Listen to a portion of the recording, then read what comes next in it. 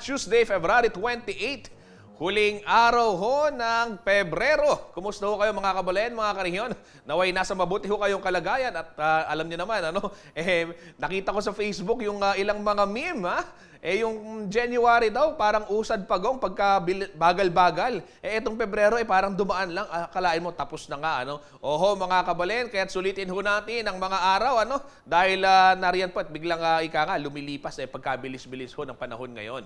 At syempre ho, para kayo'y magabayan sa pang-araw-araw, mahalaga na meron ho kayong sapat na impormasyon tungkol sa mga iba't ibang pangyayari sa inyo pong kapaligiran. At kung usaping Central Luzon yan, tumutok lamang ho dito sa aming istasyon, CLTV 36. At ito ang ating iba't ibang programa ay tungkol doon sa mga kaganapan, mga balita at impormasyon na iyo pong kailangan upang ikaw ay matulungang magdesisyon ng tama at maiwasan yung mga aberya at yung mga pambubudol ng iba. Ito na ho ang mga balitang nakalap ng ating news team ngayong Martes ng umaga. Ito mga kabalen, elementary school sa Arayat, Pampanga, ninakawan ng kawad ng kuryente. Mga guro at estudyante, hirap po sa init ng mga silid-aralan.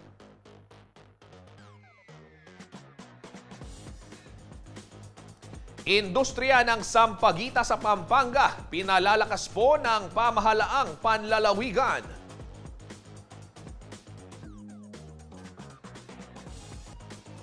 San Fernando Mayor Vilma Caluwag at sangguniang panlunsod ng San Fernando coordinated daw ang galaw laban sa dagdag singil ng kuryente ng Svelabco.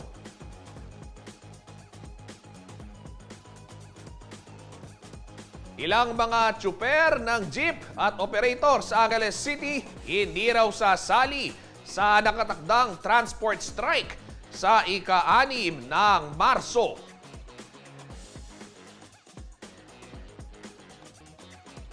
At relaxing coffee sesh experience, handog po ng Kape Sinukuan na matatagpuan saan pa kundi sa Mount Arayat.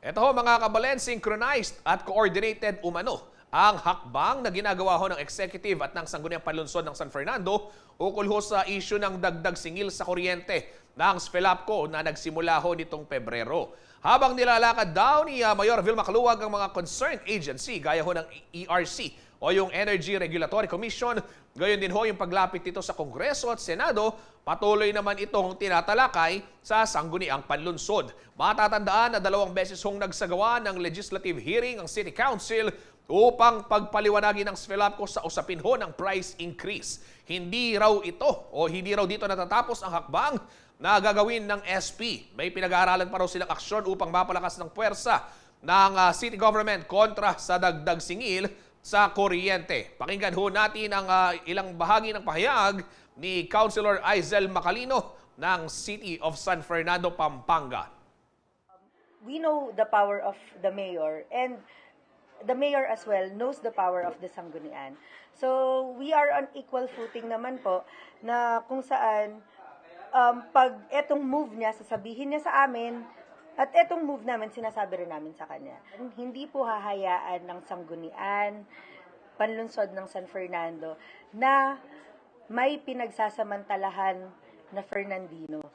Lalo na po kung wala silang kalaban-laban. So, ang pinaglalaban namin, nag-implement sila ng price increase without any approval of the ERC. Doon na po kami aalma. Aalma kami para sa mga tao ng San Fernando.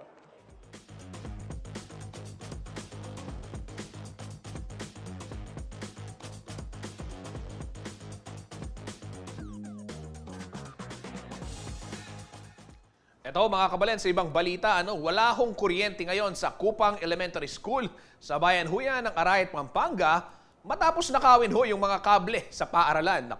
Maliban ho dito ay ilang residente na rin daw ang nanakawan ng electric wires sa ibang mga lugar. Magsasagawa naman daw ng inspeksyon sa mga junk shop ang Arayat PNP. Ito po ang balita ni Felix Barrios.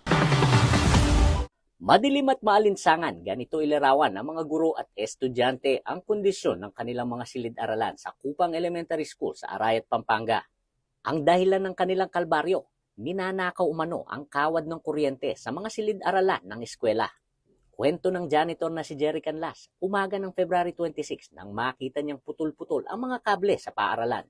Kasunod nito'y nag-report siya sa isa sa mga guro ukol sa nangyaring nakawan. Nilaan na po, naliwalag na po. Doon ko nakita yung kuryente, putol-putol po. Pumunta na po kami kagad dito sa school. Tapos nga, nakita ko yung mga kawad ng mga kuryente is nasa lupa na, yung iba nakakat. Mahigit 300 estudyante umano ang apektado dahil sa pagkawala ng kuryente sa kanilang mga silid-aralan. Naapektuhan po masyado yung mga bata nating mag-aaral kasi po unang-una, maalinsangan po sir. Hindi sila makapag-focus sa pakikinig sa mga teachers nila. And then madilim po sa loob ng room, nangangailangan po talaga kami ng ilaw. Bago pang insidente ng nakawan ng electric wires ay nakuhanan na rin umano ng kable ang mga ilaw sa tinatawag na baywalk ng barangay. Ayon kay Association of Barangay Captain President Andy De Ala, nagkaroon na rin umano ng insidente ng pagnanakaw ng kawad ng kuryente sa Arayat Public Cemetery o tinatawag na Sementeryong Pare sa may barangay Plasang Luma. Ayon kay Arayat Police Lieutenant Colonel Leo Baldom Roman Bacon, bahagi ng gagawing investigasyon ang pag-iikot sa mga junk shop. Ipinakiusap din ng hepe ng kapulisan na iulat kung mayroon pang mga barangay na nakaranas na ninakawan ng kable. Usually po nakita po natin based dun sa report ng sa report po ng barangay is maliliit na kable ng kuryente at tansoy po yung kinuha. So most probably bata po ito. So we will be inspecting yung mga junk shop pagdating dito at makikipag-coordinate po sa mga barangay na nakasakop sa mga junk shop. Sinabi naman ni Arayat Mayor Madet Alejandrino na nagbigay na siya ng instruction sa kapulisan kaugnay ng insidente ng nakawang ito sa bayan. Nangako naman siya na agad bibigyang solusyon ng problema sa elementary school upang maging maayos na ang kondisyon ng pagtuturo sa mga silid-aralan. Tumingi ako ng paumbanin sa aking mga kabarangay sa Kupang, lalo-lalo na po sa mga guro at mga estudyante. Ayan po ninyo, bukas na bukas, bibigyan ko kagad po ng solusyon na makabitan po kayo ng kuryente, ng power. Yun po. Ako po si Felix Barrios, taga rito, kasama nyo para sa CLTV 36 News, atin to. Grabe naman, walang patawad, pati yung silid-aralan. Kawawa tuloy yung ating mga kabataan dyan, Samantala sa ibang balita, tumanggap ho ng binhi ang mga nagtatanim ng sampagita sa bayan ho ng Lubao, Pampanga mula naman ho sa Kapitolyo. Nasa 50 mga sampagita growers mula ho sa Barangay Santo Domingo ang napiling benepisyaryo ng naturang programa. Sila po yung mga residente dati na naghahalaman ng sampagita upang gawin pong kabuhayan. Sila ay nabigyan ho ng 3,000 mga seedling na ililipat naman o ililipat na lamang ho nila sa lupa. Ang distribution ho ng sampagita seedlings ay pinangunahan po ni Governor Dennis Pineda, 2nd District Board Member Fritzy David Dizon at Board Member Sajid Yusof at kasama na rin ho dyan si Lubao Mayor Esmeralda Pineda. Pinalalakas daw ng provincial government ang sampagita production sa bayan ho ng Lubao dahil ayon ho sa Department of Science and Technology, kung mapapalaki ho ang produksyon ng sampagita ay maaari itong ihanap ng mas malaking merkado sa loob po at labas ng bansa. Sa ngayon ay mayroon pa lamang umanong 11 hektarya ng lupa sa Lubao ang tinatamnan ho ng sampagita. Samantala, ang bulaklak ng sampagita ang idineklarahong pambansang bulaklak ng Pilipinas noong 1937.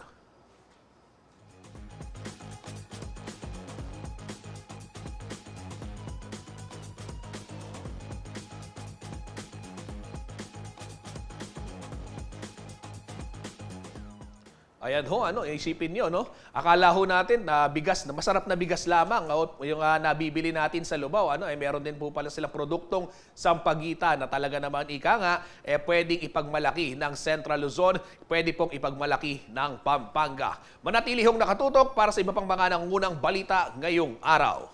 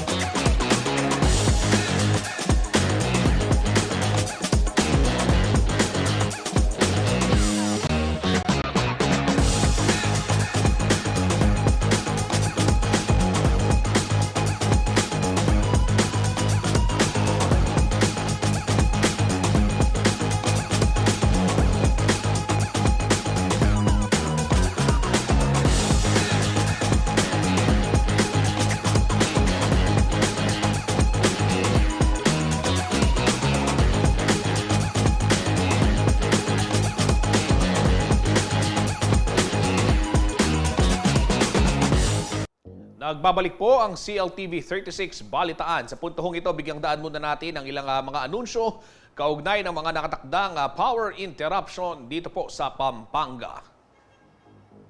Ito mga kabalen, bukas March 1, alas 8 ng umaga hanggang alas 10 ng umaga sa may barangay San Basilio at San Isidro sa Santa Rita, Pampanga. Dahil po yan sa construction ng topping point ng Pelco 2.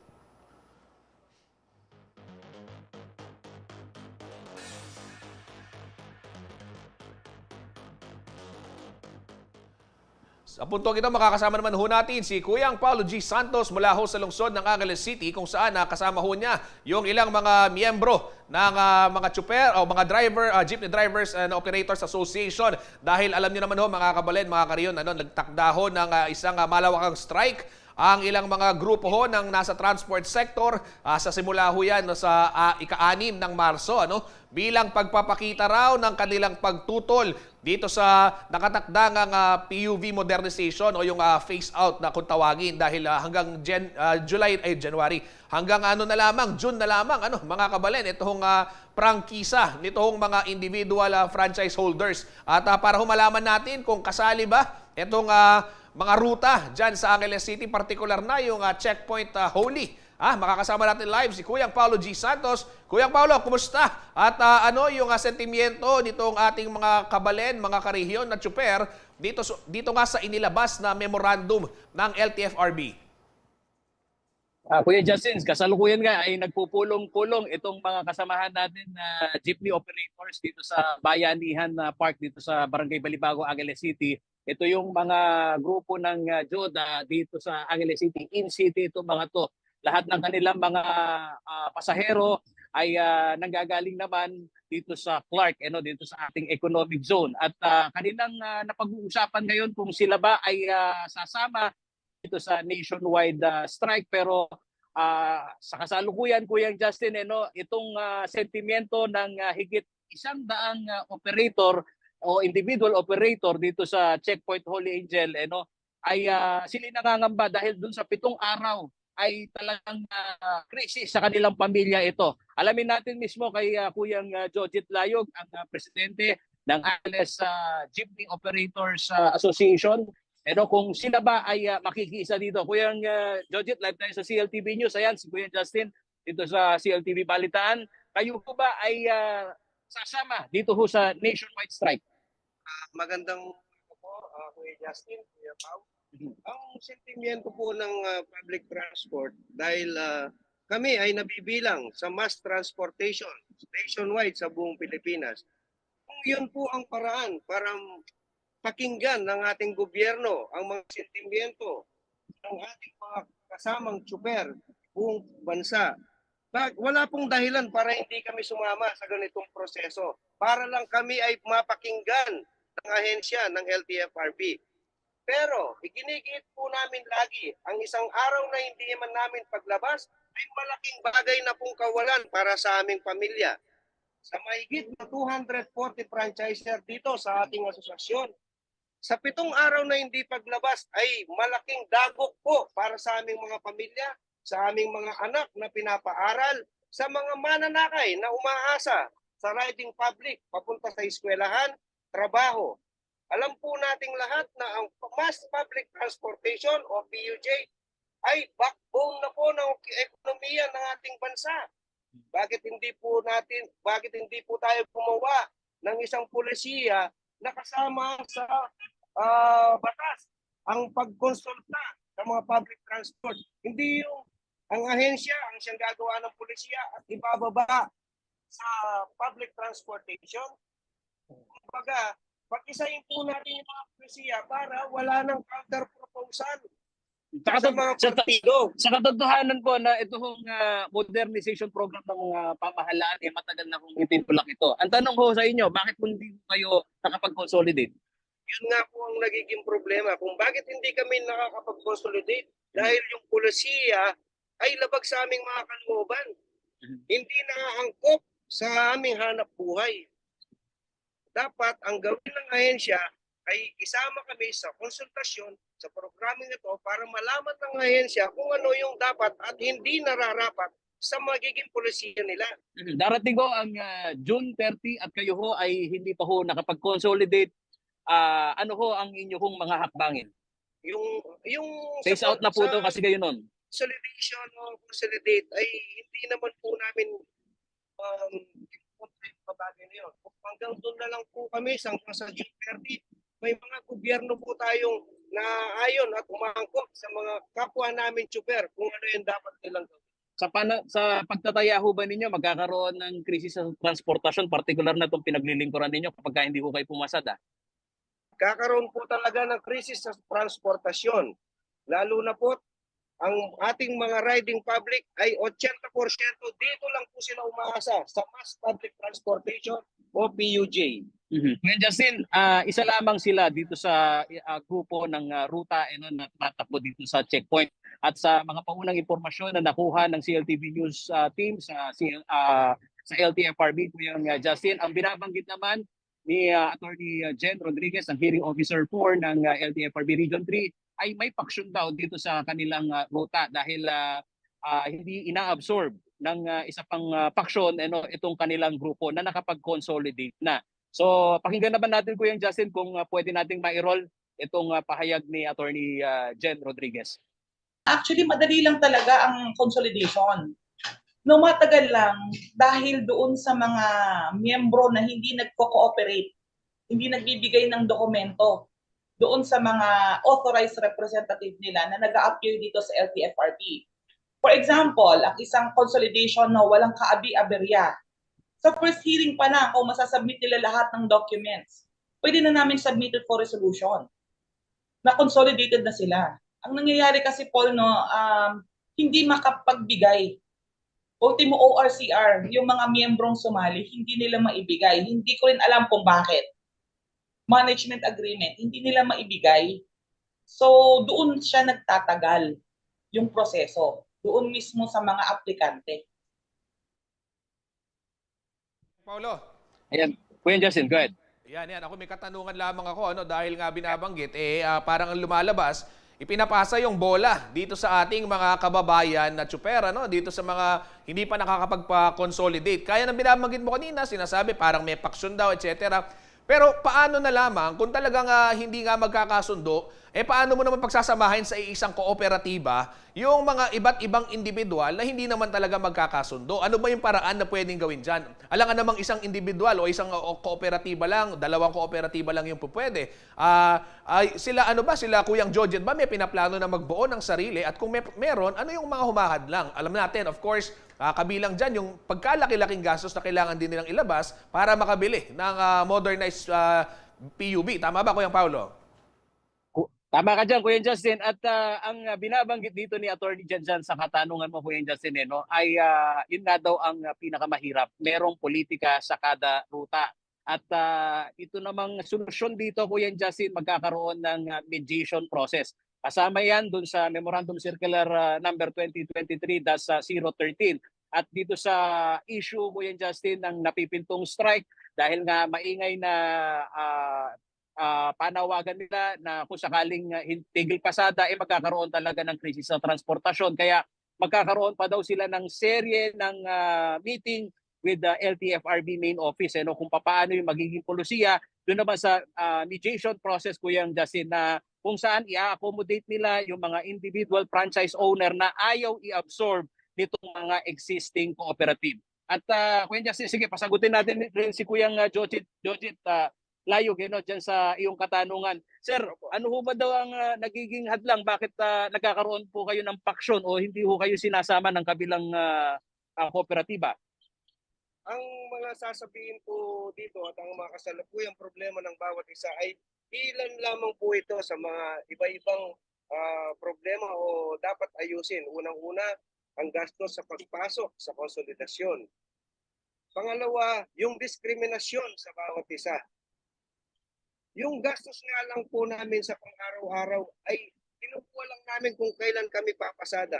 Ang kinikita po ng isang tsuper ay from hand to mouth lamang. Pagkatapos ay sisingil pa sa amin yung bayad, ibang gastusin ng pagpasok sa ospital.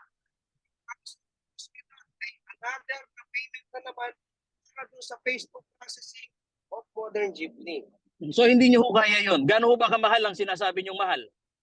Yung modern test po, umabot po ito ng hanggang modern test 20,000 as per franchise sa pagpasok pa lang ng konsolidasyon. Wala, sorry, medyo naging choppy lang si Kuyang Jojit. Ano, pakiulit na lang yung presyo na binabanggit niya. Magkano yung kailangan para sa konsolidasyon? Ang konsolidasyon po sa kasalukuyan ay umaabot ng humigit kumulang na 20,000 pesos. Kung yung kinikita ng isang tsuper ay hindi po niya lahat kakayanin yung ganong bayad, dahil samantalang yung kinikita po ng bawat isa sa amin ay from hand to mouth lamang. Halos hindi na kami nakakapag-save dahil tuwing isang linggo, 3 beses lang kami lumalabas dahil sa ad-even scheme. Yung kita So, namin sa nabawasan isang pa yung araw biyahe, ay ano? ipagkakasya namin para sa 2 araw naming pagkain para sa aming mga pamilya. Dahil ad-even scheme po kami. Opo. Kuyang Jojit, panghuli na lamang, ano? Baka gusto ninyong manawagan sa ating pamahalaan, sa national government.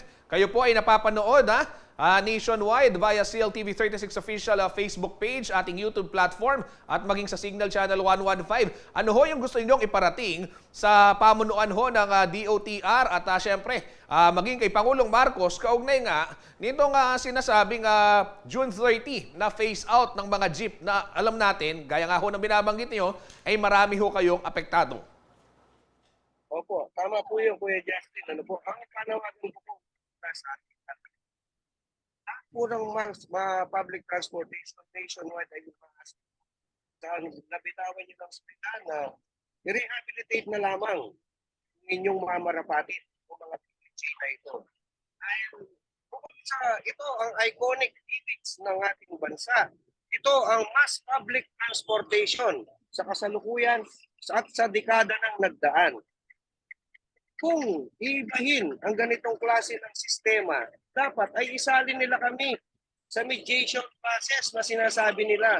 Hindi po yung gagawa sila ng pulisiya na ang ahensya lamang ang siyang gumagawa nito. Dahil sa katotohanan po, dekada na kami sa trabahong ito, kami ang mas nakakaalam kung ano ang mas nakakabuti at mas nakakaginhawa para sa ating mga mananakay at mas nakakatulong sa ekonomiya ng ating bansa. Dekada na po kami dito. Kami po ang mas nakakaalam sa ganitong sitwasyon. Yan, Kuya Justin. Maraming salamat, Kuyang Jojit Layug, ang presidente ho ng AJDA. Ano? At Kuyang Paulo G, baka may nais ka pang idagdag? Kuya Justin, kabilang nga sila sa 8,000, higit na 8,000, Kuya Justin, na June 30, nakasama dito sa mga individual franchise owner ng traditional jeep na maaaring makansela at hindi na po pwedeng pumasada pagkatapos ng June 30. Muli niyo lingkod, Paulo G. Santos, mula ho dito sa Bayanihan Terminal, Kuya Justin. Maraming salamat, Paulo G. Santos, at mag-iingat ka. Samantala, manatili hong nakatutok at magbabalik ang CLTV 36 Balitaan atin to.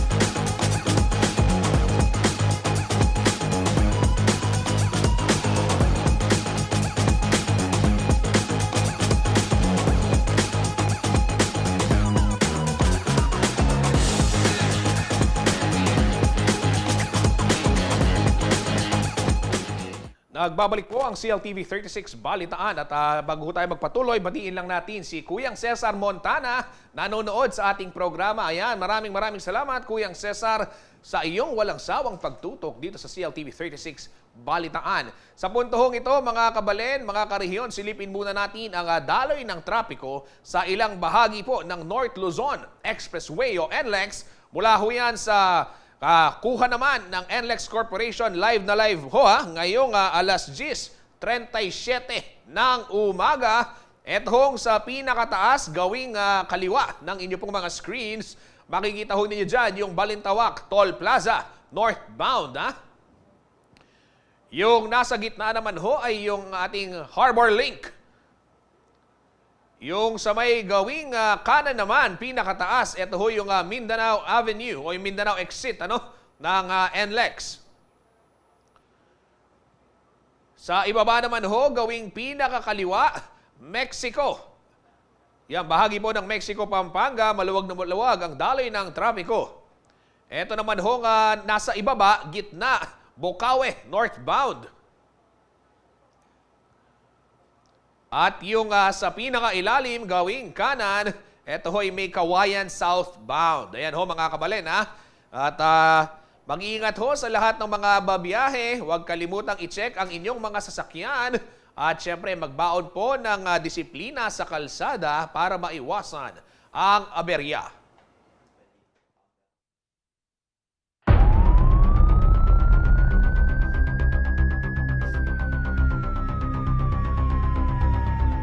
Sa isa pong balita, nasa kote ho ang 9 na drug suspects sa isinagawang buy-bust operation ng Philippine Drug Enforcement Agency o PDEA dito pong ikatatlo o ika-26 ng linggo. Sinalakay ho ng mga operatiba ng PDEA ang isang makeshift drug den sa barangay Dakdap sa lungsod huya ng Mabalacat, Pampanga. Dito na ho nahuli sa akto yung 9 na suspect na sina Alvin Junio, 39 years old, Jason Manalo, 23 years old, Dennis Yanong, 37 years old, Joanna May Guevara, 26 years old, Vivian Lagman, 45 years old, Chris Angelo Dizon, 36 years old, Agapito Pangilinan, 22 years old, Glyza Quezon, 34 years old, at Darwin Makapayag. Nakuha po sa sting operation ang 8 heat-sealed transparent plastic sachet na naglalaman ng humigit kumulang 15 gramo ng shabu at nagkakahalaga umano ng 103,500 pesos. 7 heat-sealed plastic sachet na naglalaman ng mga tuyong dahon ng marijuana na tumitimbang ng 10 gramo na may tinatayang halaga na 1,200 pesos. Nasamsan din ho ang samot-saring paraphernalia at maging yung buy-bust money. Sasampahan po ng kasong paglabag sa Comprehensive Dangerous Drugs Act of 2002 ang mga naarestong suspect.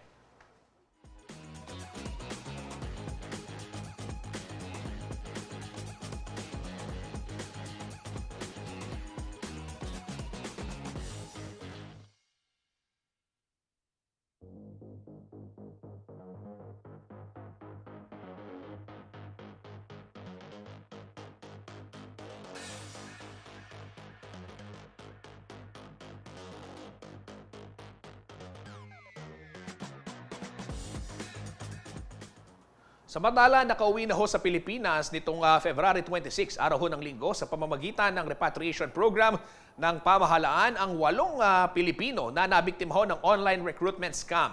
Nakarating ho sa Cambodia ang 8 Pinoy sa pamamagitan ng trabaho na kanilang nalaman mula ho sa social media. Maituturing umano silang biktima ng human trafficking. Paalala po ng Department of Foreign Affairs, tanging ang Philippine Overseas Employment Administration o POEA at mga licensed recruitment agency lamang ang maaaring applyan ng trabaho abroad. Hindi umano maaaring magtrabaho abroad kung turista lamang at walang working permit.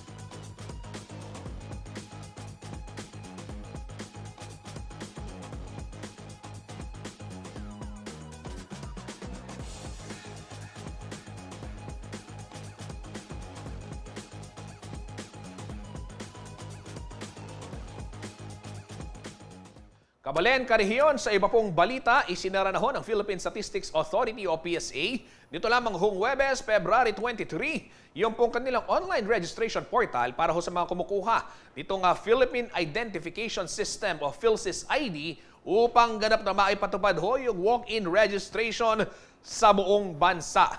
Ayon ho sa PSA, mas magiging madali ang proseso ng pagpaparehistro sa pamamagitan ng walk-in registration.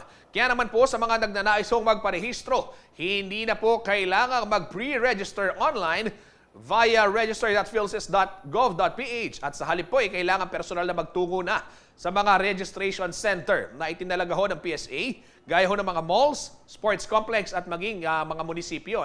Bukod pa ho rito ay magsasagawa umano ng mobile registration ang mga field office ng PSA para maabot yung mga individual na naninirahan po sa malalayong lugar. Samantala, pinakahuling tala po ng PSA nitong February 20, nasa 76,068,716 na mga Pinoy na ang registered po sa PhilSys. Umaasa naman po ang PSA na madadagdagan pa ang mga ito ngayong mas minadali na umano ang pagre-register.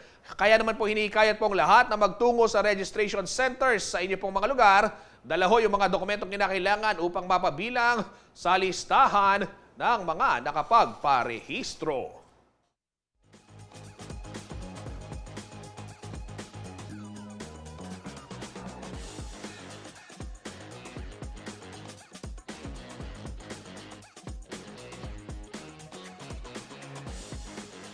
Paano naman yung ating mga ID? Maraming nagtatanong, nagrehistro daw sila. Kailan naman kaya makukuha yung kanilang national ID? Gaya ho ng inyong lingkod, hanggang sa ngayon, wala pa. Dadalawang taon na yata, buhat na ako'y makapagrehistro. Yan ho ang aming follow up naman sa tanggapan ho ng PSA, mga kabalen, mga kakariyon, para masagot ho ang inyong katanungan kung kailan madadala itong ating mga national ID. Manatili hong nakatutok at magbabalik ang CLTV 36 Balitaan atin to.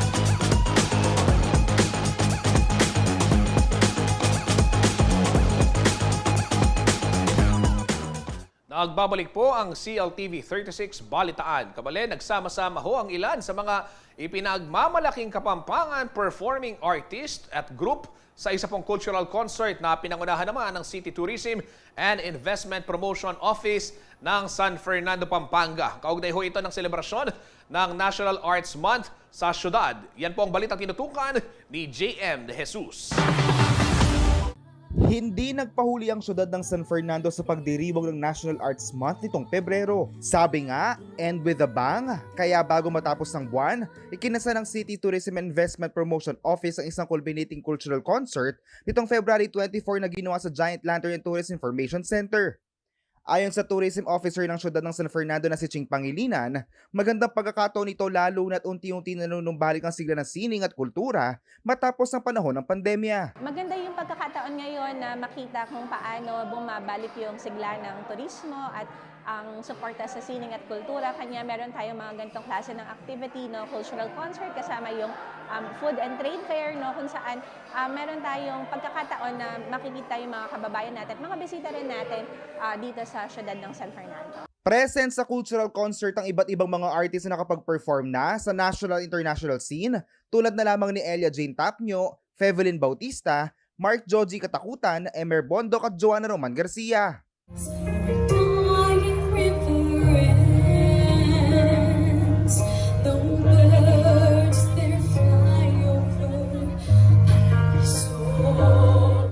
Napakalaking privilege po nito to share my talent, lalong-lalo na po about sa ating culture. Siyempre, napakalaking pribilehiyo na makatungtong po sa stage and to sing with the other talents po and performer ngayong gabing ito.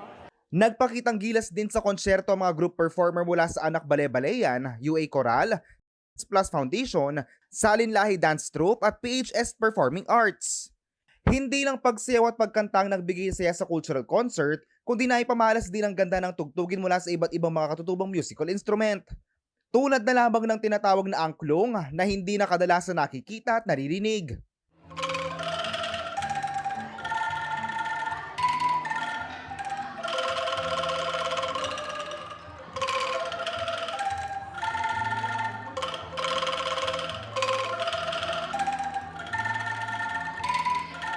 Magandang paraan din umano ito para hindi lamang sa social media malulong ang mga kabataan, kundi magkaroon din sila ng talento at kaalaman sa kultura ng ating bansa. Feeling ko po, kailangan po nilang linangin po yung mga ibang talento po, kagaya na lang po ng mga sa historical po, kagaya po ng mga instrumento po. Minsan po kasi mas maganda po na nagpo-focus po tayo sa ibang bagay, hindi lang po sa social media po or sa ibang cellphone gadgets po, ganun po. Mas maganda po siguro may nalalaman po tayo sa iba po, like libro po, ganyan, may natututunan po tayo, ganun. May mga, mas magiging deeper po yung knowledge po natin about po doon. Dagdag pa ng performers ay makulay ang kultura ng ating probinsya, kung kaya't dapat lamang ipagmalaki ito. Araw katinyas na nitang dalaga, laweng ke pasa, nung ninuya, pikiling-kiling na itang buntok na. Pampanga is known for the parol po. So yung parol po is nagsisignificant po siya ng iba't ibang colors. So from that po, yung culture po natin, parang siya po yung nagbibigay color sa pagiging Kapampangan. Para sa Kapampangan artist at culture advocate na si Peter De Vera, kailangan magtuloy-tuloy ang mga ganitong programa at aktibidad upang higit na mabigyan diin sa mga kabataan ang ganda at halaga ng sining at kultura. Sana pahalagahan ang kultura natin at sining, no? So that our students, our young, will be educated at maging proud sila sa kultura nila, no? Itong mga ganitong klaseng mga okasyon ay nagkakaroon ng magandang parang pananaw sa mga kabataan natin ngayon at sana maging active ang lahat at hindi lamang ito during the National Arts Month, but we can have or we should have regular activities in promoting our culture and the arts. Samantala, hindi lang ang mga matang nabusog sa mga performances dahil nagkaroon din ng food fair na talagang mas lalong nakapagpasaya sa naturang concert. Ako si JM De Jesus, taga rito, kasama nyo para sa CLTV 36 News, atin to. Sa ibahong balita na mahagi ho ng gadget, ang pamahalaang panlalawigan ng Tarlac sa mga estudyanteng Tarlaceños sa ilalim ho ng programang Project Tablet. 200 mag-aaral ho ang mga nagbenepisyo sa nasabing programa kung saan isang tablet ang natanggap ng bawat isa ho sa kanila. Mayroon din hong kasamang keyboards at stylus ang mga ito. Pinangunahan po ni Governor Susan Yap ang distribusyon ng gadget. Ang Project Tablet po ay nilunsad ng pamahalaang panlalawigan ng Tarlac sa kasagsagan ho ng pandemya kung saan nahinto ang face-to-face classes at nauwi ho sa distance learning at online ang pag-aaral. Bagamat may pasok na ho sa mga eskwelahan, di pinagpapatuloy umano ang programa upang makasabay ang mga estudyante sa modernong paraan ng pag-aaral at maging yung mga guro ho sa pagtuturo.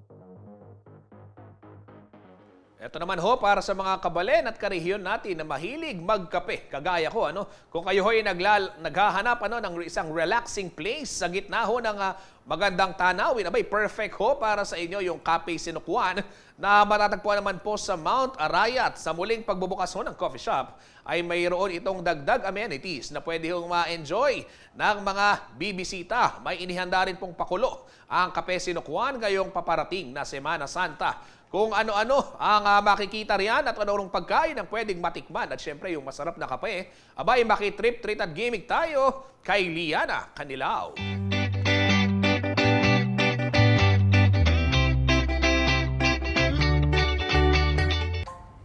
Sariwang hangin.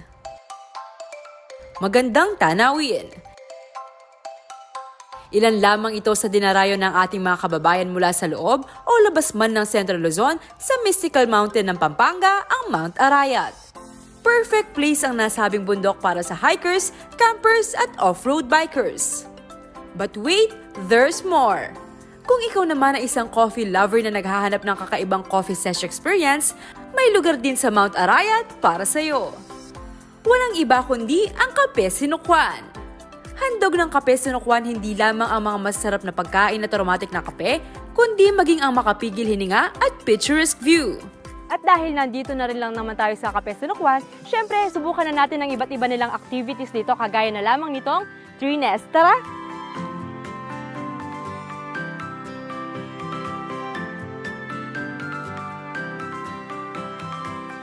Enero ng pansamantalang huminto sa operasyon ng coffee shop upang magbigay daan sa maintenance at renovation.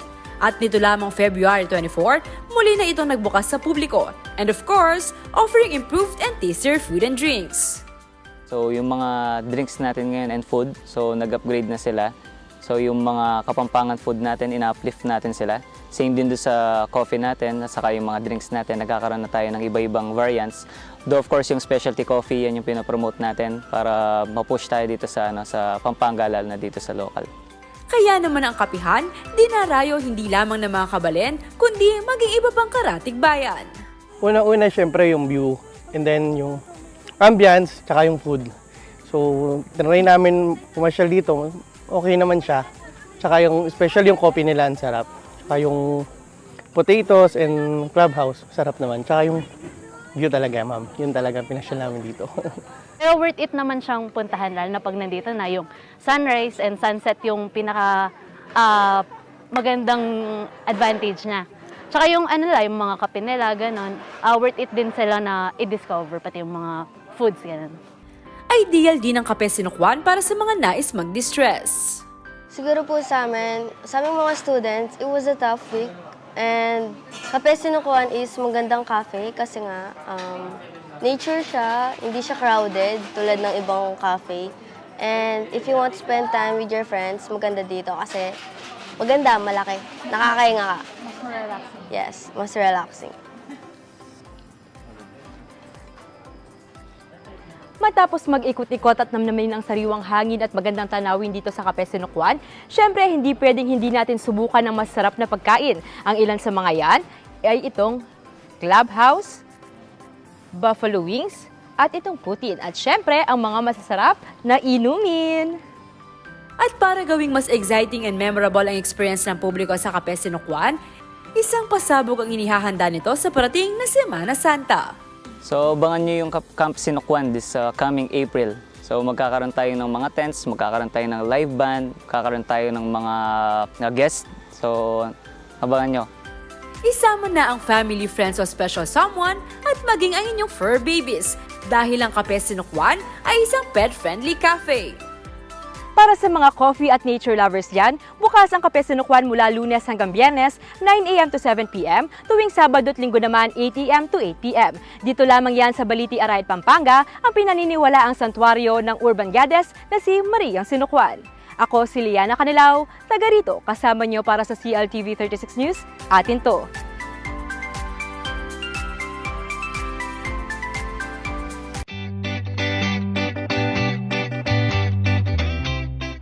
Nako, kailan kaya tayo isasama ni Liana Canilao sa kanyang trip, treat at gimmick, mga kabalen? Kung hindi lang ako nakaupo dito, ako yung makikita nyo dyan balang araw. Ayan ho. Sige ho, bago ako magpaalam, ito naman, balikan muna natin o silipin muna natin itong top pick, question of the day. Ayan.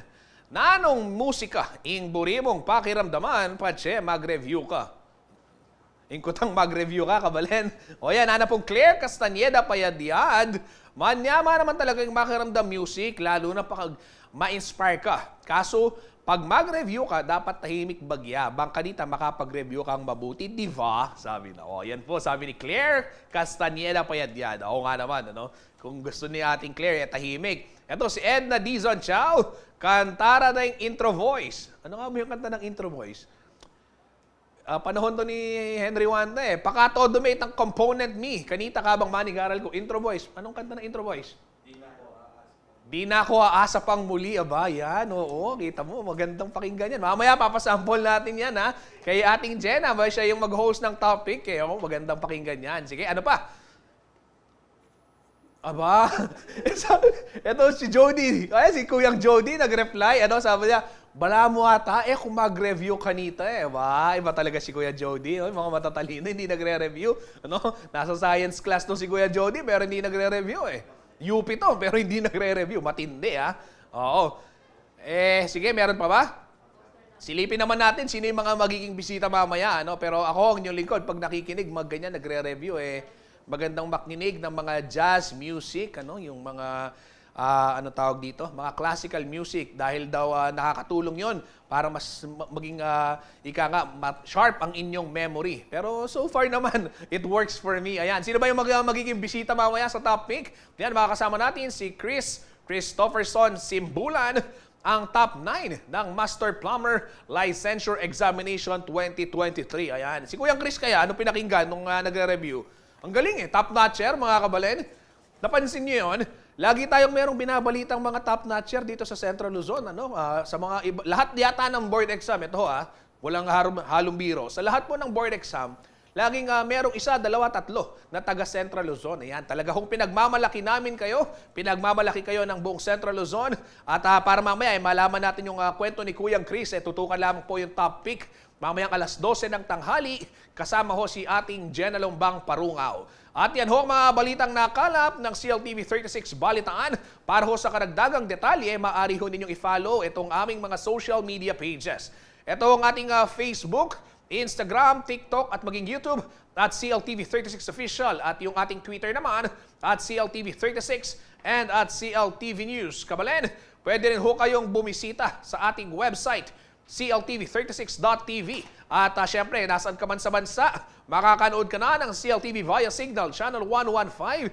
Dito naman po sa ating rehiyon, sa ating 39 cable partners at maging sa Free TV Channel 36. At syempre, yung live streaming natin, available yan sa ating website at syempre sa ating YouTube account. Kasama po ang buong pwersa ng CLTV 36 News and Current Affairs. Ako po si Justin Dizon, taga rito, kasama nyo para sa CLTV 36 Balitaan, atin to.